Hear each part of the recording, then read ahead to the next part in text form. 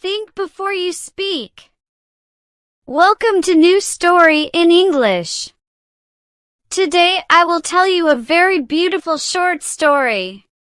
The name of the story is Think Before You Speak. Let's start reading this beautiful story. One friend asked another friend, "What did your husband gift you to celebrate your child's birth?" The friend replied that he did not give her anything. The first friend was surprised and questioned her friend as to whether this was a good thing. She asked her friend, "Does he not value you at all?" After sowing the seed of such poisonous thoughts, the first friend left, leaving her friend worried and doubtful. After some time, the husband comes home for their prayer and sees his wife's sullen face. While inquiring about it, both start fighting, which leads to them cursing at each other, which leads to physical fight and eventually a divorce. Do you know the root of this problem? It was one unnecessary dialogue with a friend who had come to ask about her friend's health. Similarly, Zaid asked Hamed, "Zaid, where do you work?" Hamed, "In some store." Zaid, "What is your monthly income?" Hamed, 18,000 rupees. Zaid, "Just 18,000? How do you live off so little?"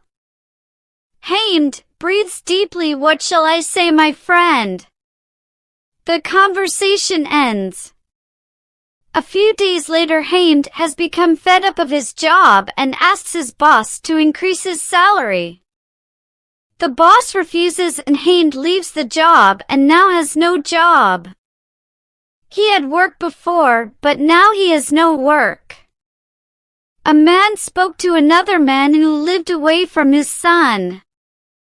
He asked him, "Your son comes to meet you very little. Does he not have any love for you?" The man replied that his son is a busy man and has a tight work schedule. He also has a wife and children, so he has very little time. The first man said, "What do you mean?